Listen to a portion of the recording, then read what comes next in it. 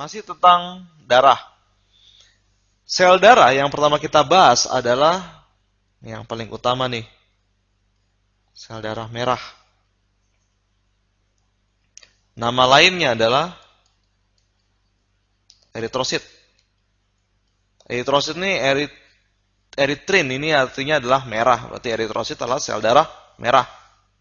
Bentuk dari eritrosit itu sendiri seperti ini nih. Bulat dan agak cekung di tengah. Tapi bukan bolong ya, dia cuma agak cekung, makanya saya tidak meneruskannya ke sini. Ciri khas dari eritrosit pertama, fungsinya adalah fungsi dia mengangkut oksigen. Karena ada apa? Ada protein yang dinamakan hemoglobin. Inilah sebetulnya yang mengangkut itu adalah si hemoglobin. Cuma karena hemoglobin letaknya di dalam sel darah merah, berarti bisa dibilang sel darah merah juga mengangkut oksigen.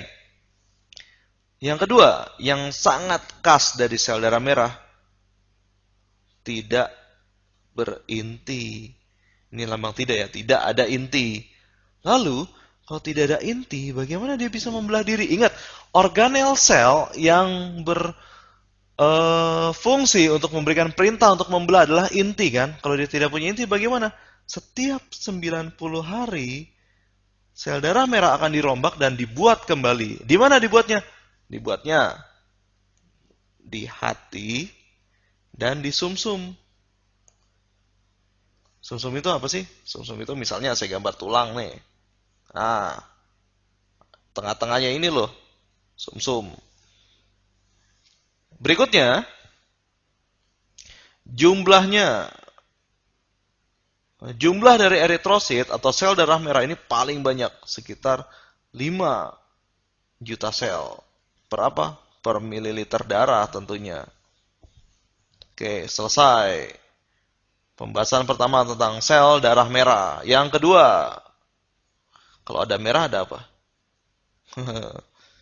Sel darah putih. Putih itu bahasa latinnya adalah leuko. Sel itu site.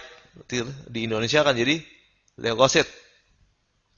Kalau sel darah merah tadi bentuknya adalah bulat, agak cekung di tengah, sel darah putih itu cenderung, nah saya gambar gini aja deh. Agak saya hapus tengah-tengahnya. Nah, saya ulang lagi. Nah, seperti ini. Dia seperti tidak beraturan, tapi dia punya inti. Dan ada granul-granulnya. Nah, sekarang kita lihat satu-satu. Sama dengan di atas. Fungsinya apa? Cuma satu. Imunitas. Yaitu kekebalan tubuh. Jadi, sel darah putih ini terbagi dua. Nah, saya gambar di sini ya. Untuk imunitasnya. Imunitas itu kan kekebalan tubuh. Jadi begitu ada kuman, misalnya ini kuman penyakit masuk ke dalam tubuh. Dia akan dimakan oleh sel darah putih. Sel darah putih yang bertugas untuk memakan sel lain, sel asing, itu adalah namanya fagosit. Ingat, fago itu artinya ada makanan, sit adalah sel. Jadi sel yang untuk memakan sel lain. Yang kedua, wah misalnya sudah dimakan tapi masih ngebandel. Dia masih ada kuman itu dalam tubuh. Kita menggunakan mekanisme yang kedua yaitu limfosit. Kalau fagosit itu memakan, kalau limfosit ini membuat ini antibody. Lalu selanjutnya sifat dari sel darah putih. Dia bisa, nah ini karena bentuknya tidak beraturan, dia bisa apa ya kata-katanya menyelip atau berubah bentuk. Misalnya ini adalah saya gambar sini ya. Ini adalah kapiler darah dan ini kita punya luka di sini. Lalu sini ada kuman bakteri. Sel darah putih bisa merubah bentuknya untuk masuk ke dalam sela-sela luka. Maka itu bentuknya tidak beraturan. Sekarang bagaimana dengan jumlah? Jumlah dari sel darah putih itu tidak sebanyak dari sel darah merah. Lihat, jumlahnya sangat kontras, sangat berbeda. 8.000 sel dibandingkan 5 juta sel dari sel darah merah. Mengapa dia hanya punya 8.000 sel, sedangkan sel darah merah punya 5 juta sel. Sedangkan kita memakai pikiran logis. Sel darah merah itu untuk mengangkut oksigen. Seluruh tubuh kita memerlukan oksigen, jadi harus banyak yang mengangkut 5 juta sel. Sedangkan sel darah putih itu untuk imunitas, memakan sel lain. Salah-salah, kalau sel darah putih terlalu banyak, dia akan memakan sel-sel kita sendiri. Penyakitnya dinamakan apa? Penyakit akibat terlalu banyak sel darah putih. Kanker darah. Leukemia, betul. Maka dari itu, jumlah sel darah putih harus dibatasi sekitar 8.000 sel per mililiter. Nah, berikutnya, yang ketiga, sel darah merah sudah, sel darah putih, merah sudah, putih sudah. Apa yang berikutnya? Jangan kita lupakan, keping-keping darah. Nah, karena sudah penuh, saya hapus dulu. Yang ketiga, yaitu ini, keping darah. Nama lainnya adalah trombosit. Nah, biasanya kalau sakit demam berdarah, dokter akan bilang, wah trombositnya turun. Artinya apa nih? Sekarang trombosit itu adalah sel yang sangat peka. Jadi misalnya ini adalah kapiler darah. Nah, ini ada lubang. Lalu trombosit keluar, ada luka. Ketika trombosit mengenai bagian luar, bagian dalam kapiler ini adalah bagian sangat halus. Trombosit bisa lewat dengan nyaman. Ketika keluar, trombosit ini akan pecah.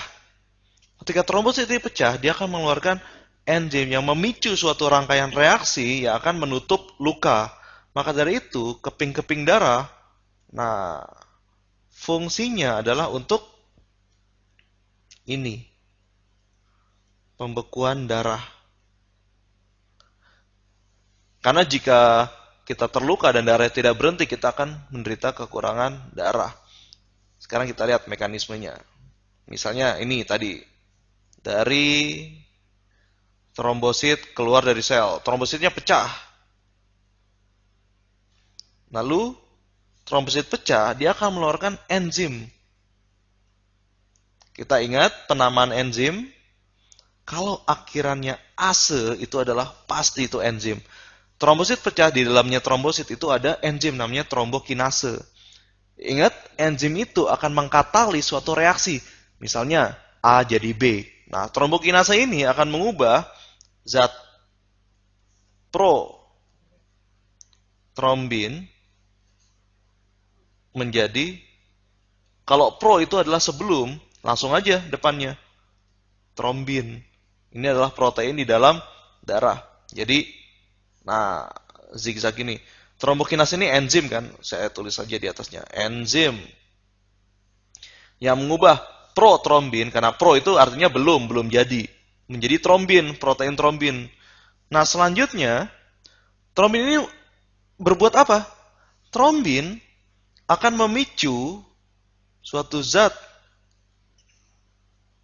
yang namanya fibrinogen menjadi benang-benang fibrin. Ingat, kata pro itu adalah sebelum, ada lagi dalam biologi petunjuknya. Kalau ada kata gen, fibrinogen, akhirannya gen, artinya dia juga belum jadi. Fibrinogen belum menjadi fibrin. Nah, selanjutnya fibrin ini apa?